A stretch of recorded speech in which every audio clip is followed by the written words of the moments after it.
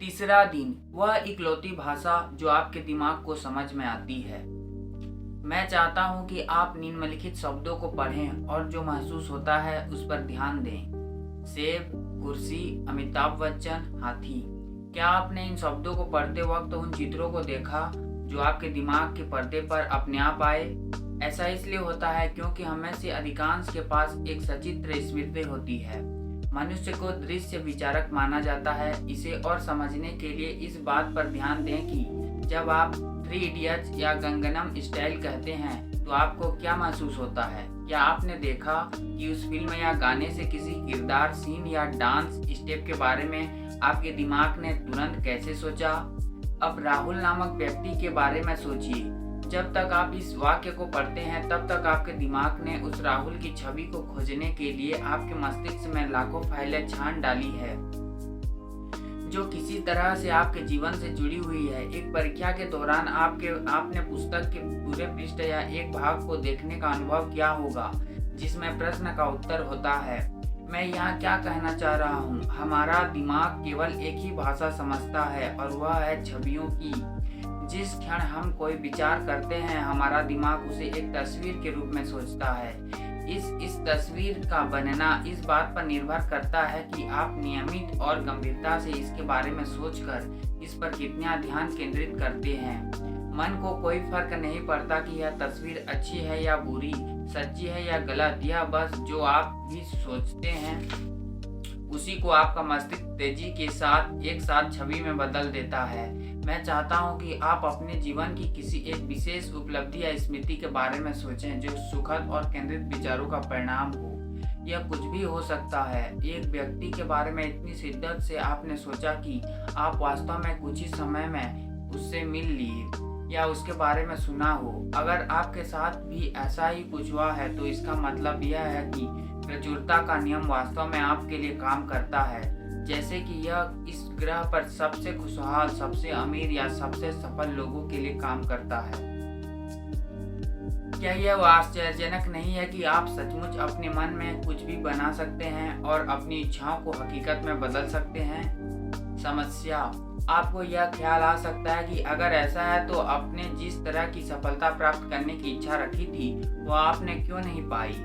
ऐसा इसलिए है क्योंकि अगर सचेत रूप से नहीं तो अवचेतन रूप से आप अपना अधिकांश ध्यान इस बात पर केंद्रित कर रहे हैं कि आप जीवन में क्या नहीं करना चाहते हैं। याद रखें, आपका मन एक अच्छा गुलाम है लेकिन एक बुरा मालिक है। यह आपको बिना सोचे समझे जो कुछ भी देगा वह आपके लिए अच्छा या बुरा हो सकता है। इसलिए आपको सचेत रूप से इन 3 साधनों के माध्यम से आपके द्वारा किए जाने वाले बदलावों पर ध्यान केंद्रित करना होगा। मनोदृष्टि, एक बाहरी परिवर्तन, आप दुनिया को कैसे देखते हैं। दूसरा, विचार, एक मनोवैज्ञानिक परिवर्तन, आप किस पर ध्यान केंद्रित करते हैं। चित्र, एक कोशीय परिवर्तन, आप जो चाहते हैं उस पर ध्यान कैसे दें। मुझे यकीन है कि पुस्तक के पिछले 2 अध्यायों ने आपके पहले 2 टूल्स को पूरी तरह समझ पाने में मदद की है। इस अध्याय में हम चित्रों के बारे में अपनी समझ को व्यापक बनाने जा रहे हैं। जैसा कि पहले बताया गया है, हम सभी दृश्य विचारक हैं क्योंकि हमारा प्राथमिक दिमाग केवल छवियों के दर्शन में सोचता है। दुख की बात यह है कि हम शायद ही शक्ति का उपयोग अपने पक्ष में करते हैं। आइए इसके पीछे के तर्क को समझते हैं। अगर मैं आपसे कहूँ एक सफेद कुत्ते के बारे में मत सोचो तो क्या होगा? आप एक सफेद कुत्ते की सोच को रोक नहीं पाएंगे। ऐसा इसलिए है क्योंकि हमारा अद्भुत दिमाग समझ नहीं पाता है कि आप कुछ चाहते हैं या नहीं। यह बस जो कुछ भी आप सोच रहे हैं उसकी एक तस्वीर बनाता है। इसी तरह आप कहते हैं मैं गुस्सा नहीं होना चाहता। आपका मन एक ऐसी तस्वीर बनाता है मानो आप गुस्से में दांत पीस रहे हैं। यही वजह है कि क्रोध को आप अनजाने में आकर्षित करते हैं। इस तरह की अवांछित वास्तविकता का सामना करने के लिए आप कह सकते हैं, लेकिन मैं उस दुर्घटना का शिकार होना नहीं चाहता था। मेरी कर्ज में फंसने की इच्छा नहीं थी या मैं असफल नहीं होना चाहता था। एक बार फिर याद रखें कि आपका मन आपको दुर्घटना, ऋण या असफलता की तस्वीर दिखाएगा, भले ही आप यह नहीं चाहते थे, और यह तस्वीर आपकी वास्तविकता बन जाएगी यदि आप लगातार उस पर ध्यान केंद्रित करते रहे। असाधारण उपलब्धि की मेरी पसंदीदा और प्रेरक कहानियों में से एक सिल्वेस्टर स्टेलोन की है। उनका बचपन भयानक था, जहां उन्हें अपने माता पिता के तलाक का सामना करना पड़ा और अधिकांश समय किसी और ने उनकी देखभाल की। अपने माता पिता के भयावह रिश्ते के देखने के कारण वह भावनात्मक, मानसिक और शैक्षणिक रूप से अक्षम हो गई। परिणाम स्वरूप उन्हें कई बार स्कूलों से निकाला जाता रहा। उन्होंने अभिनेता और लेखक बनने के अपने सपने को पूरा करने के लिए स्कूल छोड़ दिया, लेकिन प्रसिद्धि और स्टारडम हासिल करने के लिए कई सालों तक संघर्ष किया। यहाँ तक कि उन्होंने शहर के चिड़ियाघर में एक शेर के पिंजरे के क्लीनर और सिनेमा हॉल में लोगों को उनकी सीट दिखाने वाले का काम किया। अपने अपार्टमेंट से निकाले जाने और कुछ बेघर रातें बिताने के बाद आखिरकार सिल्वेस्टर अपने जीवन के महत्वपूर्ण मोड़ पर पहुंच गए।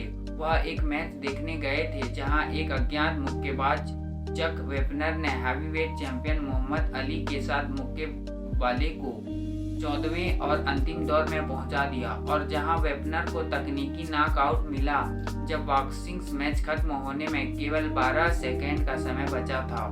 इससे प्रेरित होकर सिल्वेस्टर ने फिल्म रॉकी का पहला ड्राफ्ट केवल 3.5 दिनों में तैयार किया। उस गर्मी के मौसम के दौरान रॉकी की पटकथा के लिए हॉलीवुड में बोली लगाने की दौड़ शुरू हुई। ऐसे समय में जब उनके पास केवल $106 थे, उन्हें रॉकी की स्क्रिप्ट के लिए $36,000 का प्रस्ताव मिला, जो कि आज के हिसाब से लगभग 14 करोड़ रुपए है। लेकिन आश्चर्यजनक रूप से उन्होंने इनकार कर दिया। उन्होंने केवल एक शर्त रखी, उन्हें फिल्म में नायक बनने की। यहाँ तक कि उन्होंने मुफ्त में स्क्रिप्ट की पेशकश की, अगर कोई उनकी शर्त स्वीकार करे तो, क्योंकि यह उनका सपना था और यह बात उनके मन में पूरी तरह साफ थी। वह एक स्टार की तरह दिखते नहीं थी, इसलिए करीब सारे स्टूडियो ने उन्हें और उनके प्रस्ताव को अस्वीकार कर दिया। अंत में एक दिन एक स्टूडियो ने उन्हें नायक बनने के लिए सहमति व्यक्त की। जल्द ही फिल्म रिलीज हुई और बाकी इतिहास है। रॉकी फिल्म ने एक शानदार सफलता हासिल की और इसी तरह सिल्वेस्टर ने भी। फिल्म ने 1976 में सर्वश्रेष्ठ मूवी का पुरस्कार जीता और बाद में इसे 7 फिल्म श्रृंखलाओं में पेश किया गया। वह तब हॉलीवुड में सबसे सफल अभिनेताओं और लेखकों में से एक बन गए थे। बाद में रैम्बो बनी। क्या आप उनकी बेशुमार कामयाबी के पीछे का राज जानते हैं? यह उन्होंने अपनी पुस्तक स्लाई मूव्स में साझा किया है। मैं बहुत छोटा था, मैंने कल्पना करना शुरू कर दिया था कि मैं क्या बनना चाहता था और यहाँ तक कि मैं कैसा दिखना चाहता था। वे दृश्य उम्र के 20वें साल में मेरे जहन में आने लगे थे। वित्तीय संकट में होते हुए भी मैं ये सपना सालों पाले हुए था। एक चीज जिसने किसी खर्च की जरूरत नहीं थी, वो थी मेरी कल्पना की मैं क्या पाना चाहता हूँ। और जबरदस्त बात यह है, खुद को एक सफल व्यक्ति के रूप में देखकर मैंने अपने दिमाग को विश्वास में लेने की कोशिश की कि मैं वास्तव में एक सफल व्यक्ति हूँ। अपने लक्ष्यों को स्पष्ट करें और जितना अधिक आप उन्हें देखेंगे, जितना अधिक आप उनकी कल्पना करेंगे, उन सपनों को वास्तविकता में बदलना उतना ही आसान होगा। सिल्वेस्टर स्टेलोन की कहानी बताती है कि जब आप कुछ चाहते हैं और स्पष्ट रूप से उनकी कल्पना करते हैं तो वास्तव में यह एक सच्चाई बन जा सकती है। अब मैं आपको बताता हूँ कि काल्पनिकता को स्पष्टता कैसे दी जाए। स्पष्टता, इस सुंदर जादू का रहस्य इस वाक्य में निहित है। आपकी कल्पना में दृश्य की शक्ति इस बात पर निर्भर करती है कि आप जो चाहते हैं उसके बारे में आप कितने स्पष्ट हैं। अब तक आपने जाना कि कैसे चित्र आपके मन की शक्ति को बढ़ाकर स्वप्न साकार करने का काम करते हैं, लेकिन यह तभी हो सकता है जब आप उन चित्रों का विशेष ध्यान रखकर उनमें जान डालें। क्या आपने कभी यह सवाल किया है कि सकारात्मक की तुलना में नकारात्मक विचारों पर ध्यान केंद्रित करना आपके लिए क्यों आसान है? जैसा कि पहले कहा गया था, क्यों आपका दिमाग तुरंत किसी दुर्घटना, कर्ज या विफलता की तस्वीर आसानी से बना सकता है? उत्तर वास्तव में सरल है। मान लीजिए कि मैं आपको एक परग्रही आक्रमण के बारे में सोचने के लिए कहता हूँ। क्या आप ठीक उसी तरह से कल्पना कर पाएंगे जैसे आपके मन में इस अध्याय की शुरुआत में एक सेब नारंगी को चित्रित किया था? क्या एक परग्रही आक्रमण की कल्पना करना इतना आसान होगा?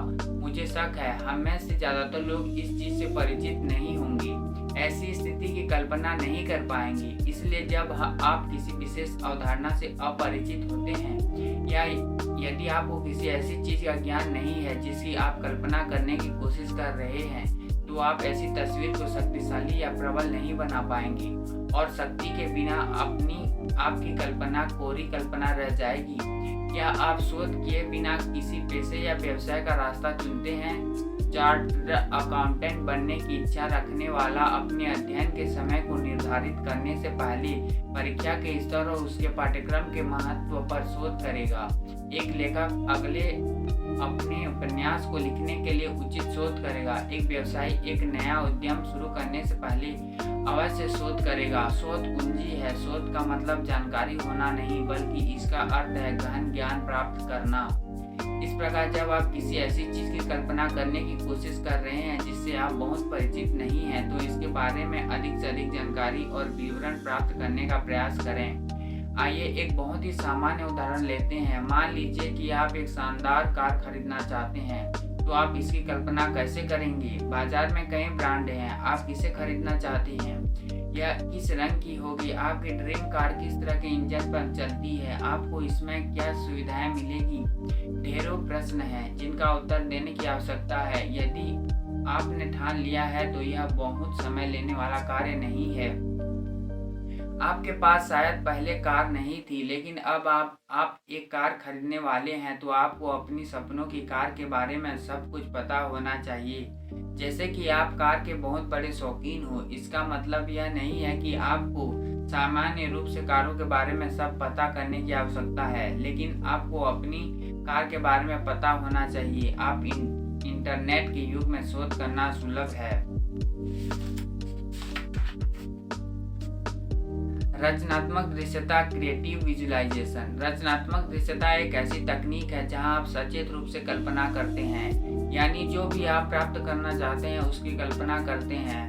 अब तक हम अनजाने में इस शक्ति का उपयोग कर रहे हैं।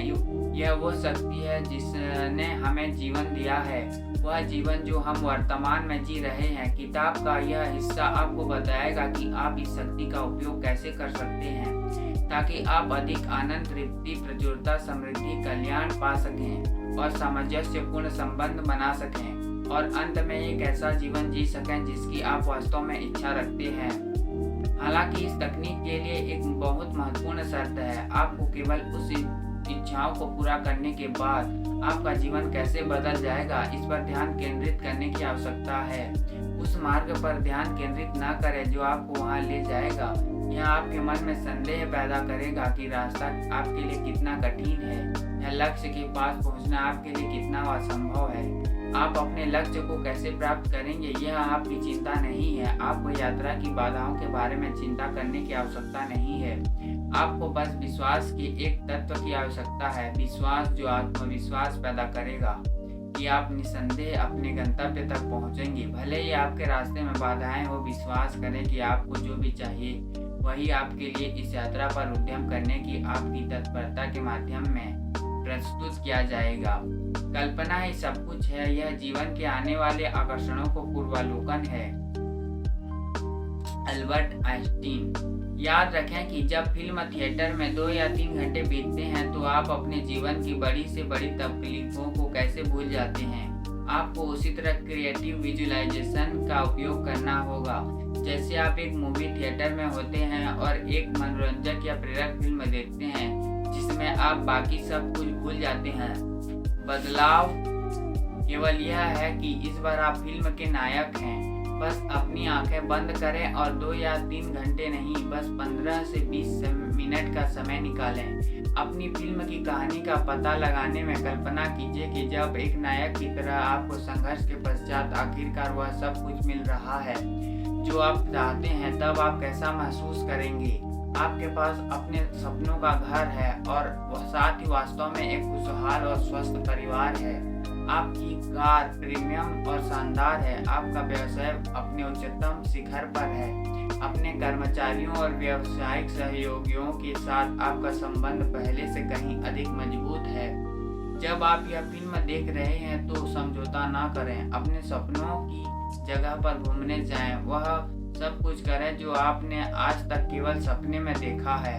जब आप अपने जीवन में उन स्तर तक पहुंचेंगे, तब जैसा महसूस करेंगे वैसा ही उत्साह महसूस करके इसे जिएं। अपने शरीर के प्रत्येक हिस्से को आनंद के साथ झूमने दें और खुशी के चरम को महसूस करें। जितना अधिक आप इस तरह के दृश्य का अभ्यास करते हैं, जितना संभव हो सके उच्च सुखद विवरणों के साथ, तो किसी भी बीते समय की तकलीफ या दुख को भूलना आसान होता है। आपका अवचेतन मन आपकी कल्पना पर विश्वास करेगा और एक दिन यह अवास्तविकता पैदा करेगा। आपकी सफलता इतनी वास्तविक और स्वाभाविक प्रतीत होगी कि आपके वर्तमान संघर्ष को आप अपने पिछले जीवन का हिस्सा मानने लगेंगे। इस तरह के विजुअलाइजेशन के पीछे मुख्य विचार यह है कि इच्छा को पूरा करने के लिए ऊर्जा को अपनी इच्छा के साथ मिलाना।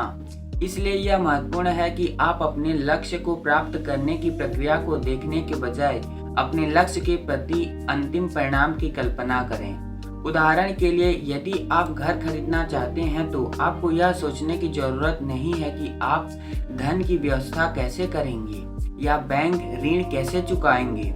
आपको केवल उन चीजों पर ध्यान देना है जो आप उस घर को खरीदने के बाद करेंगे। वास्तव में आपको सचेत रूप से सोचने और महसूस करने की आवश्यकता है, जैसे कि आपने इस घर को अभी खरीद लिया है, भविष्य में नहीं। पहले से ही होने की यह भावना आपके लक्ष्य के कंपन के साथ आपके विचारों और भावनाओं के कंपन को एक सीध में लाना संभव बनाती है, जो अंततः आपको उन सपनों को अपने जीवन में प्रकट करने के लिए प्रेरित करेगी। इस भावना की शक्ति को शोध के माध्यम से बढ़ाया जा सकता है, अर्थात आपके सपने को प्राप्त करने में आपकी विश्वास की शक्ति इस बात पर निर्भर करेगी कि आपका दृश्य हर पहलू में कितना व्यापक है। सर हेस्टॉक और हॉलीवुड के क्षेत्र में एक और प्रसिद्ध नाम ने भी विजुअलाइजेशन की ताकत का सफलता से उपयोग किया है, अर्नोल्ड श्वार्ज़नेगर। आइए इसे उनके शब्दों में ही सुने। रेन पार्क जैसे शरीर को पाने का मेरा निश्चित विचार था। मेरे दिमाग में एक आकृति थी, मुझे इसे भरने के लिए केवल पर्याप्त विकास करना था। जितना मैंने इस छवि पर ध्यान केंद्रित किया और काम किया और बढ़ता गया, उतना मैंने देखा कि वास्तविक रूप में उनके जैसा होना मेरे लिए संभव था। जो आप बनना चाहते हैं उसकी एक तस्वीर बनाएं और फिर उस तस्वीर में रहें जैसे कि यह पहले से ही सच था। अर्नोल्ड के दिमाग में एक रोल मॉडल थे, यानी रेग पार्क, जो एक सफल बॉडी बिल्डर और अभिनेता थी। अर्नोल्ड ने अपने आप को रेग पार्क जैसा बनाने की ख्वाहिश की। उन्होंने अपने सपने को एक वास्तविकता के रूप में देखने की शक्ति को समझा, जिससे उनके लिए अपने जीवन में उसे उतारना संभव हो गया। उसे वास्तविक बनाएं। एक और बात जो आपको यह ध्यान में रखने की जरूरत है वह यह है कि सोच की प्रक्रिया से अधिक महत्वपूर्ण है महसूस करना। सीधे शब्दों में कहें तो इस तरह का दृश्य एक यांत्रिक प्रक्रिया नहीं है। इसका मतलब यह नहीं है कि आपको हर दिन अपने शेड्यूल से कुछ समय निकालकर एक विशेष स्थिति में बैठकर बस कुछ चित्र मन में बनाने हैं। यदि आप अपने लक्ष्य के बारे में सोचते रहते हैं, यदि आप नियमित रूप से इसकी कल्पना करते हैं लेकिन पर्याप्त प्रासंगिक भावनाओं को उत्पन्न नहीं करते हैं, तो पूरा प्रयास निष्फल हो जाता है। यदि आप अपने अंदर भावनाओं को पैदा नहीं करते हैं तो आपकी इच्छा को अभी अपनी ओर आकर्षित करने की प्रक्रिया कभी नहीं होगी। एक बार जब आपको लगता है कि आपने अपना लक्ष्य प्राप्त कर लिया है तो अभिव्यक्ति शुरू हो जाती है। यदि आप सोच रहे हैं कि भावनाओं को कैसे उत्पन्न किया जाए, तो यह मैं आपको बताता हूँ। अपनी वर्कशॉप में मैं हमेशा सभी प्रतिभागियों को यह सुनिश्चित करने के लिए एक महत्वपूर्ण सुझाव देता हूं कि वे महसूस करें कि वे क्या हासिल करना चाहते हैं। और सुझाव बहुत ही बुनियादी है। जितना हो सके अपनी पांचों इंद्रियों को इसमें शामिल करें। अपने दृश्य को अधिक जीवंत और वास्तविक बनाने के लिए ध्वनि, दृष्टि, स्वाद, गंध और स्पर्श जोड़ें। इससे पहले इस तकनीक के एक संक्षिप्त रूप में मैंने आपको अपने जीवन की कल्पना करने के लिए कहा था, यह महसूस करने के लिए कि आखिरकार आप जो चाहते हैं वह मिल जाने पर कैसा महसूस करेंगे और उसका आनंद लें। यहाँ भी आप वही करें। अपनी पसंदीदा फिल्म की तरह सुनिश्चित करें कि आपके दृश्य में भी संगीत, प्रकृति की खूबसूरती, बड़ी हवेली आदि सब हो। मूल रूप से जो भी देखकर आप उत्साहित महसूस करते हैं, अपने शरीर की हर कोशिका को महसूस करने दें और कल्पना करने दें। इतिहास की सबसे सफल महिला स्कीयर में से एक स्वर्ण पदक विजेता लिंडसे वॉन का कहना है कि उनके मानसिक अभ्यास से उन्हें प्रतिस्पर्धात्मक लाभ मिलता है। प्रतियोगिता में भाग लेने से पहले मैं हमेशा रेस की कल्पना करती हूँ। जब तक मैं स्टार्ट गेट पर पहुँचती हूँ तब तक मैं अपने मन में 100 बार दौड़ लगा चुकी होती हूँ, यह सोचकर कि मैं असल में कैसे रेस करूँगी। एक बार जब मैं एक कोर्स की कल्पना करती हूँ तो मैं इसे कभी नहीं भूल सकती। इसलिए मैं सही लाइन पर आती हूँ और जैसा मुझे चाहिए होता है उसी तरीके से उस दौड़ से गुजरती हूँ। वो न केवल छवियों को अपने मन में रखती है बल्कि शारीरिक रूप से भी उसका अनुकरण करती है, जैसे कि वो स्किप कर हो। उसी समय वह सांस लेने की विशेष तकनीकों का अभ्यास करती है जिनका उपयोग वो प्रतियोगिता के दौरान करती है। बहुत से लोग किसी भी भावना को जोड़े बिना सतही स्तर पर कल्पना करते हैं, लेकिन आपको जो समझना है वह यह है कि आपका मन विजुअलाइजेशन के डेटा की प्राथमिकता सूची बनाकर इसे क्रमबद्ध करता है। यह प्राथमिकता उन भावनाओं और एहसासों के आधार पर दी जाती है जो आप किसी विशेष मानसिक चित्र को देते हैं। दृश्य दो महत्वपूर्ण पहलुओं का संयोजन है, कल्पना और भावनाएं। दोनों को साथ लेकर चलना पड़ता है। मैं अपनी व्यक्तिगत कहानी बताना चाहता हूँ। जब मैं बॉलीवुड की फिल्म सरकार देख रहा था तो उसमें एक दृश्य था जहां अमिताभ बच्चन अपने कमरे की बालकनी में आते हैं और घर के सामने इकट्ठा हुए अपने प्रशंसकों का हाथ उठाकर अभिवादन करते हैं। उस दृश्य ने मेरे मन को आकर्षित किया और मैंने भी अपनी बालकनी के सामने एक बड़े लान के साथ अपने सपनों के घर की कल्पना करना शुरू कर दिया, जहां सैकड़ों लोग इकट्ठा हो सकते थे। ऐसी जगह बनाना उन दिनों मेरी वित्तीय क्षमता से परे था, लेकिन जैसा घर मैं चाहता था मेरे मन में बिल्कुल वैसी साफ तस्वीर थी। 1 साल के भीतर मुझे एक घर देखने को मिला, बिल्कुल वैसा जैसी मैंने कल्पना की थी। समस्या यह थी कि मेरे लिए उस घर को खरीदने की लगभग कोई संभावना नहीं थी, क्योंकि उस समय मेरे व्यक्तिगत और कार्यालय में रखे नगद पैसे और सभी बैंक खातों को जोड़ने के बाद भी मेरे पास उस घर को बुक करने की भी रकम नहीं थी। डेवलपर के दफ्तर ने मुझे बताया कि वे मुझे उस 90,000 वर्ग फुट के बंगले की कीमत का भुगतान करने के लिए अधिकतम 6 महीने का समय दे सकते हैं। मैंने अपने सपने को नहीं छोड़ा। किसी तरह मैं बुकिंग राशि का भुगतान करने में कामयाब रहा, लेकिन डेवलपर के कार्यालय से एक शर्त पर, यदि कोई अन्य खरीदार मुझसे पहले पूरी राशि का भुगतान करता है तो मैं अपना मौका खो दूंगा। उन्होंने उस सोसाइटी में पहले से ही 75% से अधिक संपत्ति बेच दी थी और ऊंची मांग के कारण जल्द ही मेरे सपनों का घर बिकने की संभावना थी। विजुअलाइजेशन के कुछ दिनों के बाद कोई जादू नहीं हुआ। कोई भी मुझे अधिक पैसा नहीं दे रहा था और न ही मेरे व्यवसाय को रातों रात प्रगति मिली। फिर भी मैं कल्पना करता रहा कि मैंने जगह खरीद ली है। इसे वास्तविक बनाने के लिए मैं 14 से अधिक बार उस घर को देखने गया, यह महसूस करते हुए और कल्पना करते हुए कि मैं और मेरा परिवार पहले से वहां रह रहे थे और इस भव्य घर का आनंद ले रहे थे। पूरी राशि का भुगतान करने की समय सीमा से कुछ दिन पहले मैंने अहमदाबाद में अपना चेंज और लाइफ वर्कशॉप आयोजित किया था।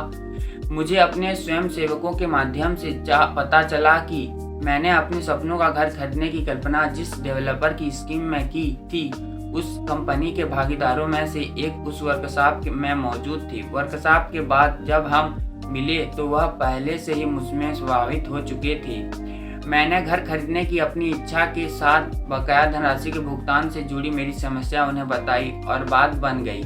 बिना किसी हिचक उन्होंने बंगले का स्वामित्व तो मुझे दे दिया, साथ ही पूरी राशि का भुगतान मेरी सुविधा अनुसार करने की छूट भी दी।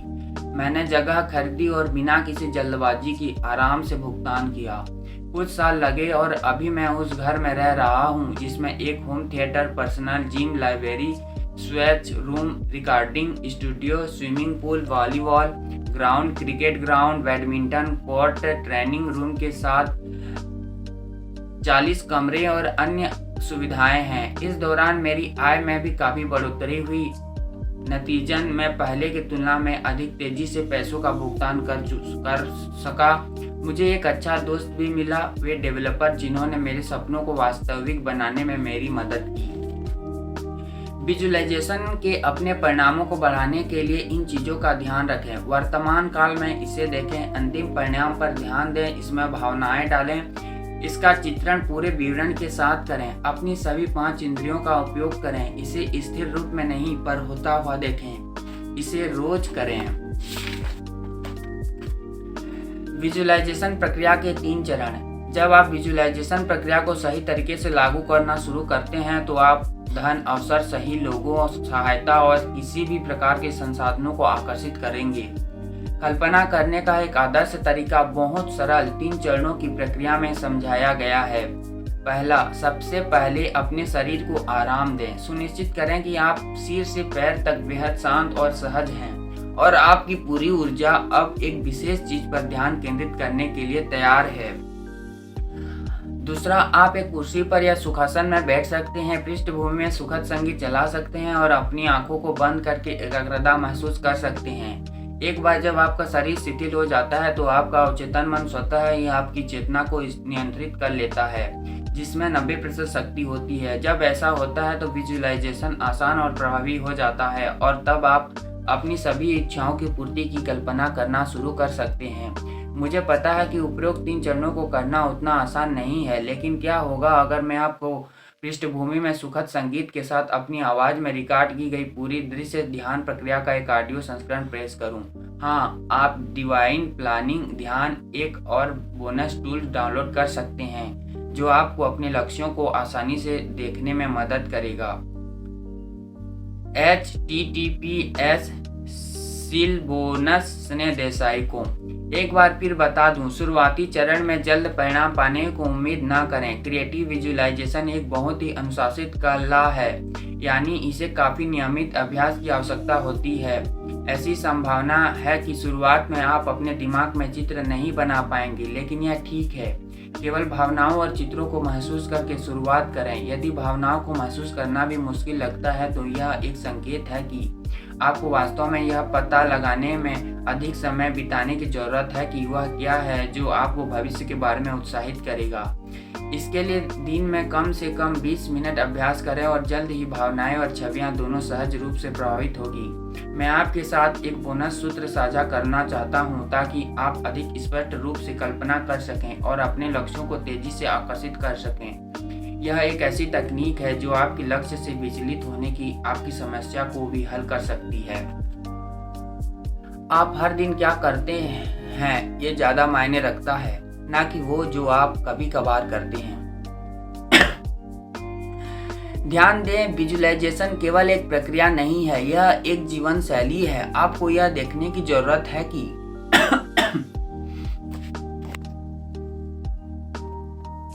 आप जो भी चाहते हैं उसे पूर्ण रूप में मानें, जैसे कि आप इसे पहले ही हासिल कर चुके हैं, न कि यह कि आप इसे भविष्य में हासिल करेंगे।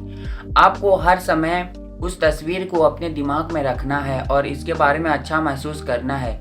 यह महसूस करना कि आपके पास जो चीज़ अभी नहीं है लेकिन भविष्य में होगी, इसके आपके सपनों को साकार होने में ज़्यादा समय लगेगा। यह आपको एक बिखराव की स्थिति में डाल देगा। याद रखें, दिन में 10 मिनट के लिए एक विजुअलाइजेशन प्रक्रिया करना और फिर दिन के अधिकांश समय परेशान महसूस करना, इससे आपको जो चाहिए उसे आकर्षित करने के लिए पर्याप्त शक्ति पैदा नहीं हो सकेगी। दृश्य साधन। दृश्य साधन आपके सपनों और दृष्टि के संपर्क में लगातार बने रहने में आपकी सहायता करने वाले उपकरण हैं। वे सचित्र स्मृति को बढ़ाने में आपकी सहायता करते हैं। इसका सबसे आम उदाहरण एक विजन बोर्ड है। एक विजन बोर्ड पर शुरुआत करने के लिए पहले उन सभी चीज़ों की सूची बनाएं जिन्हें आप जीवन में प्राप्त करना चाहते हैं। भौतिक और अभौतिक वस्तुएं। इन्हें लिखते समय भी इन बात पर ध्यान न दें कि आप इन्हें कैसे प्राप्त कर पाएंगे। बस एक बच्चे की तरह वो सब कुछ लिखें जो आपका दिल चाहता है। अब क्या होगा अगर आप एक तस्वीर के माध्यम से एक विशेष इच्छा को संक्षिप्त में प्रस्तुत करें? पुस्तकों या इंटरनेट की सहायता लें। प्रत्येक लक्ष्य के लिए बस एक चित्र ढूंढें और उन्हें बुलेटिन बोर्ड या हार्ड बोर्ड पर चिपका दें। सुनिश्चित करें कि यह बोर्ड वहां हो जहां आप अपना अधिकांश समय बिताते हैं, जैसे कि आपका बेडरूम, कार्यालय, फ्रिज या यहाँ तक कि बाथरूम भी। आप एक ही विजन बोर्ड को 1-2 जगहों पर चिपका सकते हैं, जैसे मैं करता था। आपको हर बार इस बोर्ड को देखने में आसानी होनी चाहिए, इसलिए आपके सपनों के चित्रों को संकलित करें। संबंधित उदाहरण भी हो सकते हैं जो आपके भावी जीवन से संबंधित हो, और आप उनका एक कोलाज बनाएं जिसे हर बार आप देख सकें। यह न केवल आपकी कल्पना को बेहतर बनाने में मदद करेगा, बल्कि जब भी आप जीवन के नकारात्मक बोझ से घिर जाएंगे तो यह उत्प्रेरक का काम करेगा। दृश्य साधन और आपके जीवन की वास्तविकताओं के महत्व को समझने के लिए जिम कैरी के जीवन और उनके पहले बड़े चेक की कहानी से सीख लें। जिम जब 14 साल के थे, उनके पिता की नौकरी चली गई थी। तब से गरीबी ने उनके परिवार को काफ़ी परेशान किया। बाद में अपने परिवार के साथ वह फॉक्सवैगन की वैन में रहने लगे। कई बार कोशिश करने के बावजूद उन्हें सफलता हासिल नहीं हुई। फिर भी जिम निराश नहीं हुए और कॉमेडियन बनने का सपना जिंदा रखा। वह प्रतिबद्ध थे और इसलिए उन्होंने कोशिश जारी रखते हुए अपने रेज्यूम को द कैरोल बर्नेट शो में भेज दिया। जब उसे अस्वीकार कर दिया गया तो उन्होंने स्कूल के बाद एक कारखाने में 8 घंटे की नौकरी की ताकि अपने पिता की मदद कर सकें। 14 साल की उम्र में उन्होंने पहली बार अपनी हास्य अदाकारी को मंच पर प्रदर्शित किया, जिसमें उन्होंने वह सूट पहना था जो उनकी मां ने अपने हाथों से सिला था। वह दर्शकों का ध्यान अपनी ओर खींचने में बुरी तरह असफल रहे, फिर भी वह अडिग थे। 16 साल की उम्र में उन्होंने स्कूल छोड़ दिया और पूरी तरह से एक कॉमेडियन बनने के अपने सपने पर ध्यान केंद्रित कर लिया। वह लॉस एंजेल्स शहर में रहने चले गए और हर रात वह मुहल्लैंड ड्राइव में, जहां वे अपनी कार पार्क किया करते थे, अपनी सफलता की कल्पना करने लगे। एक रात उन्होंने खुद के नाम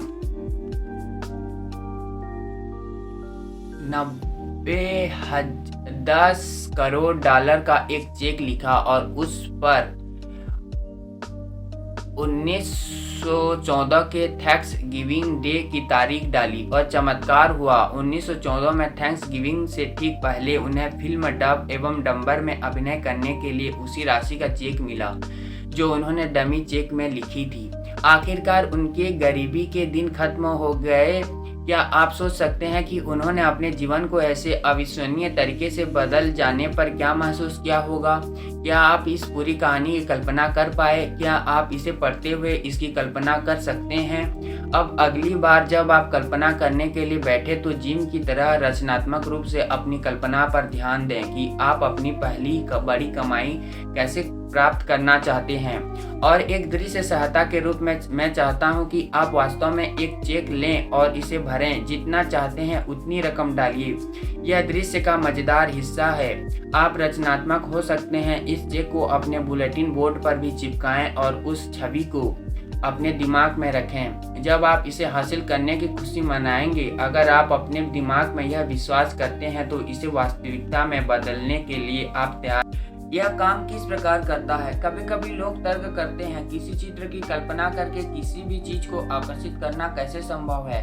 तो अब मैं विजुअलाइजेशन के वैज्ञानिक कारणों को आपके साथ साझा करता हूँ कि विजुअलाइजेशन कैसे काम करता है। आध्यात्म कहता है कि पूरी दुनिया केवल एक चीज से बनी है, ऊर्जा। यहाँ तक कि विज्ञान ने भी साबित किया है कि संपूर्ण ब्रह्मांड ऊर्जा के अलावा कुछ नहीं है। हम मनुष्य ऊर्जा का एक क्षेत्र हैं। अगर हम अपने शरीर को एक माइक्रोस्कोप के नीचे देखते हैं तो हम केवल कंपन ऊर्जा पाएंगे जो वैसे आपको सतही स्तर पर घना दिखता है। जैसे जैसे आप अंदर गहराई में जाते हैं आप अंगों, कोशिकाओं, परमाणुओं और न्यूट्रॉन या प्रोटॉन को देखते हैं तो अंततः ऊर्जा से बने होते हैं। यदि आप इसे समझते हैं तो आपको क्या लगता है कि जीवन में जिन चीजों या लोगों को आप चाहते हैं वे किससे बने हैं? एकदम सही कहा, ऊर्जा। इस दुनिया में हर चीज परस्पर ऊर्जा से जुड़ी है जो एक स्थान से दूसरे स्थान पर लगातार चलती रहती है। हम सभी जानते हैं कि ऊर्जा का नियम क्या कहता है। ऊर्जा को केवल रूपांतरित किया जा सकता है। इसे न तो पैदा किया जा सकता है और न ही नष्ट किया जा सकता है। अन्य नियम कहता है समान ऊर्जा एक दूसरे के प्रति आकर्षित होती है। यदि आप गुस्सा कर रहे हैं तो क्रोध की ऊर्जा आपके जीवन में ऐसे लोगों या स्थितियों को आकर्षित करेगी जो आपको क्रोधी बना देंगी। दूसरी ओर यदि आप खुशी के विचारों को पकड़ते हैं तो आप खुशहाल लोगों और परिस्थितियों से घिरे रहेंगे।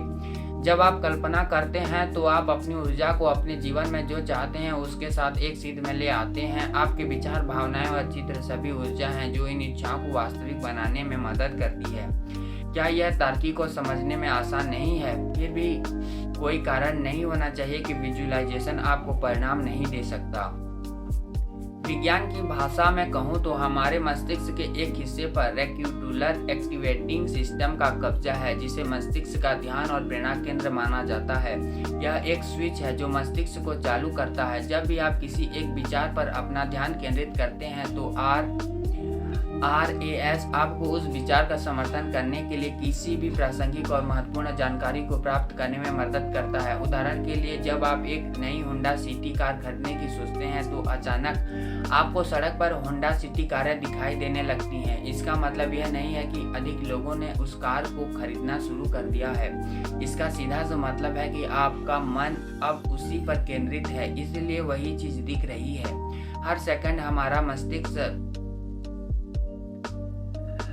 400 बिलियन बिट्स की जानकारी का प्रसंस्करण करता है, जिसमें से हमारे ध्यान में केवल 2000 बिट्स ही आते हैं। हमारा मस्तिष्क लॉ ऑफ डिलीशंस के जरिए बची जानकारी को दूर कर देता है। यह उन चीज़ों को हटा देता है जो हमारे विचारों, विश्वासों और भावनाओं का समर्थन नहीं करती हैं। यह पूरी प्रक्रिया RAS के जरिए होता है। इसलिए जब आप कल्पना करना शुरू करते हैं तो व्यवहारिक रूप से क्या होता है कि आप अपने लक्ष्यों का समर्थन करने वाली महत्वपूर्ण जानकारी या विचारों का अवलोकन करना शुरू करते हैं और उस तरफ देखते हैं जिस तरफ पहले कभी आपका ध्यान नहीं जाता था।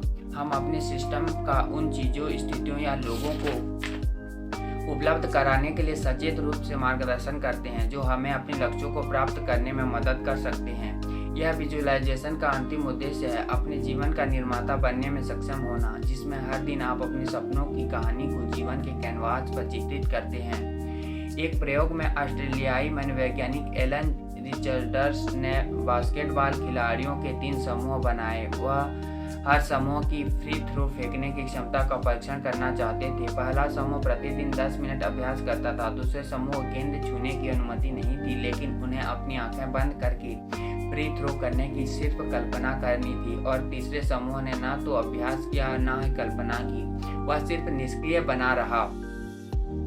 प्रयोग के नतीजे सबको चौंका देने वाले थे। जैसा कि आप आसानी से अनुमान लगा सकते हैं, तीसरे समूह में कोई सुधार नहीं हुआ था, लेकिन आश्चर्य की बात यह थी कि दूसरा समूह, जिसमें गेंद को छुआ तक नहीं था, करीब करीब पहले समूह के जैसा ही प्रदर्शन किया, जो लगभग 20 मिनट तक प्रतिदिन अभ्यास किया करते थे। तो विजुअलाइजेशन कोई ऐसी वैसी चीज नहीं है। आपको यह जानकर आश्चर्य होगा कि बड़े पैमाने पर सफलता पाने वाले अधिकांश लोगों ने इस शक्ति का उपयोग किया है। मुक्केबाजी के दिग्गज मोहम्मद अली ने वास्तविक लड़ाई से बहुत पहले खुद को विजयी देखने के महत्व पर जोर दिया। बॉलीवुड की सुपरस्टार अनुष्का शर्मा यशराज फिल्म्स के लोगों को बार बार देखती और महसूस करती थी, और एक दिन उसका